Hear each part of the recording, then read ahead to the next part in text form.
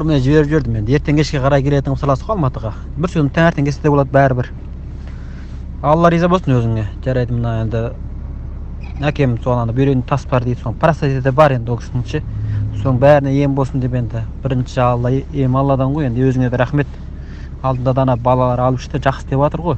Сен алдында сөзің ашы керек, бірақ сенімсіздік болған енді, рас өтірік па деп қазір енді сендік қой енді біраз. Сөзің ашы керек, Алла риза болсын, өзіңе ризамын мен өзіңе. Жарайды, рахмет бауырмын де. Енді ана салып досыма бір салып жібердім ғой сен алып. Сол қатты риза болып жатыр ғой саған. Алғыс, мың алғыс дейді. Жол ашық болсын дейді дос. Қатты қиналып кеткем дейді ғой алдында. Қазір өзі ем болып жақсы болып кеттім деп жатыр ғой.